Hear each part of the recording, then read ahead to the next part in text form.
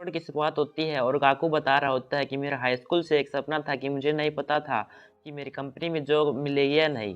लेकिन मुझे तो समुद्र किनारे एक घर रेंट पर लेना था जहाँ पर एक छोटा कुत्ता, एक छोटी गाड़ी और कुछ चीज़ें होनी थी। और मुझे थोड़े पुअर होने से कोई मतलब नहीं था। मुझे तो आइडली अपनी ज़िंदगी के कुछ पल अपने जाने वाली लड़की के साथ गुजारने थे। और आगे हम देखते हैं गाकू को एक बिल्डिंग के अंदर और उसके साथ उसकी खुद की सेक्रेटरी या फिर कहीं मैनेजर होती है। वो पूछती है आपके कैसे एक्सप्रेशन है ये, और क्या ये सच है कि आपका सीसाइड ड्रीम आज सच हो गया। काको कहता है तुम्हारा मतलब उड़ीबा इसी किनारे है और ये काफ़ी अलग है जैसा मैंने सोचा था, और मैं यहाँ पर क्यों रुक रहा हूँ। और वो मैनेजर गाको को न्यूज़ दिखाती है जिसमें बताया गया था कि जापान के पहले लोग जो अपनी 21 साल की उम्र में वर्ल्ड टॉप 10 बिलियनर में आ गए हैं।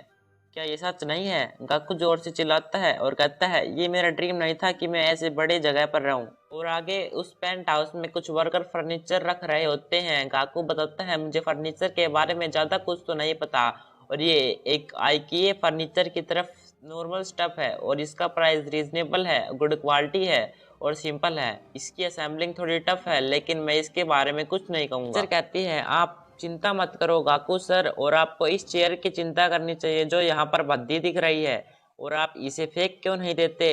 गाकू कहता है ओ नहीं, मैं इसे रखना पसंद करूंगा। ये है, आप फिर से जिन चीजों के बारे में चिंता करने लगे। आप जाइए अपने इकोनॉमिक को देखिए मिस्टर बिलियनर, और आप इस चेयर में बहुत सारा पसीना और आंसू अब्जॉर्व करे हैं और आप इस पे अच्छे से आराम नहीं कर पाएंगे। गाको पूछता है इसका क्या मतलब है ये सब जानलेवा शब्दों का। वो कहती है आपने ही तो मुझसे कहा था कि ऐसा करने के लिए। काकू कहता है क्या। वो कहती है आपने ही तो कहा था कि मुझे आपके साथ एक आम इंसान की तरह व्यवहार करने के लिए, जैसे कि आप मेरे फ्रेंड हैं, बल्कि कि मैं आपके सेक्रेटरी हूँ। काकू कहता है मैंने कहा था, लेकिन तुम सच में ऐसा अपने दोस्त के साथ बर्ताव करती हो मिजुकी की कहती है हाँ। गाकू कहता है मैंने देखा और मैं हर हालत में इस चेयर को रखना चाहता हूँ, बस ये चेयर। और ये पहली बार मेरी ज़िंदगी में आई थी उस दिन जब हारू और मैंने अपना बिजनेस स्टार्ट किया था, और उनके पार्ट सीन को दिखाया जाता है ये था हमारी कंपनी का हेडक्वार्टर्स और यही था हमारा ऑफिस। गाकू कह रहा होता है मैं नहीं चाहूँगा कि कोई ऐसी डेस्क पर काम करे, और मैं नहीं पता यहाँ पर कैसे काम कर रहा हूँ। हारुका को वहाँ पर काम करना होगा। इन चीज़ों की कीमत 100 येन है और ये बिल्कुल भी कंफर्टेबल नहीं है। तुम्हें इनको स्टैक करके यूज करना होगा कुशन बनाने के लिए। अभी दरवाज़ा खुलता है और काकू डर जाता है क्योंकि हारू चेयर पर बैठकर तेजी से आ रहा था और वो बहुत हंसने लग रहा था। हारू कहता है गाकू तुमने भी इस चेयर को ट्राई करना चाहिए क्योंकि ये बहुत औसम है और दुनिया का सबसे लालची होगा वो भी इस चेयर को अप्रिशिएट करेगा। गाकू सोचता है कि तुम हिम्मत भी मत करना कि ये बताने के लिए कि ये जैसा है वैसा दिखता है, प्लीज़ नहीं नहीं, और तुम मत कहना कि तुमने ये खरीदी है। हारू कहता है तुमने ही तो मुझे कहा था कि नहीं बताने के लिए, वो भी 3 बार, लेकिन हाँ मैंने ये खरीदी है। गाकू कहता है यहाँ सुनो हम बस सिंपल एडिशनल सब्ट्रैक्शन करेंगे। हारू कहता है सच में। गाकू तेजी से बोलता है हाँ भाई,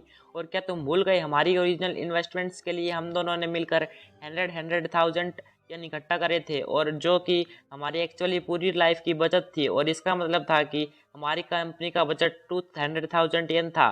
और तुम मुझे बताओ कि इस चेयर की कॉस्ट कितनी है। और हारू कहता है 200,000 येन, और काकू पागल हो जाता है और कहता है हम अभी से ही जीरो पे आ गए हैं, ये कोई मजाक नहीं है और हम पहले ही दिन बैंकक्रप्ट हैं। हारू कहता है पहले तुम इस पर बैठो तब तुम्हें पता चलेगा, और देखो इस पर मैच सीट भी है। गाकू कहता है तो मैं क्या करूं। हारू कहता है तुम्हें सभी डिटेल्स पर फोकस करना होगा। क्या तुम अपने वर्क फ्लो की एफिशिएंसी को नहीं बढ़ाना चाहते हो, मेरा मतलब ये बहुत ज़रूरी है। काकू कहता है तुमने 200,000 येन इस चेयर पे उड़ा दिए और मैं पैसे बचाने के चक्कर में 200 येन के क्वेश्चंस पर काम कर रहा हूँ। काकू कहता है हैं तुम्हारा क्या मतलब है, ये तुम्हारी तो चेयर है गाकू, और तुम ही तो इस मशीन के इंजन हो। गाकू कहता है क्या।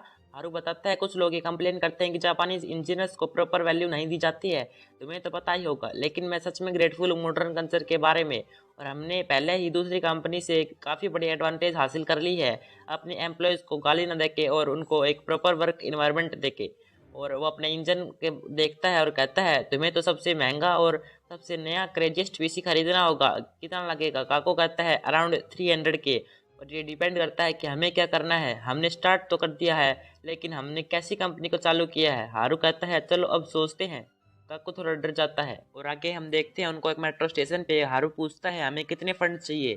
काकू कहता है अगर हमें रेंट पर भी रहना है और कंप्यूटर भी खरीदना है तो कम से कम 1 मिलियन येन तो चाहिए। और हारू कहता है ऑल राइट, हमें कम से कम 3 मिलियन येन चाहिए और चलो इसे पूरा करते हैं। काकू कहता है 1 सेकंड रुको, तुम्हें पता भी है तुम क्या कर रहे हो? हारू बताता है हमें बस BS चाहिए और ये हमारा बिजनेस प्लान नहीं है, पर ये काम करेगा। काकू कहता है वो हारू तुम ये क्या करना चाह रहे हो? हारू हंसते है और कहता है हमें बैंक में जाना होगा और बैंक में जाना सबसे ज़रूरी है, और कहता है हमें एक अच्छा बिजनेस प्लान बनाना होगा, नहीं तो वह बैंक वाले हमें भगा देंगे।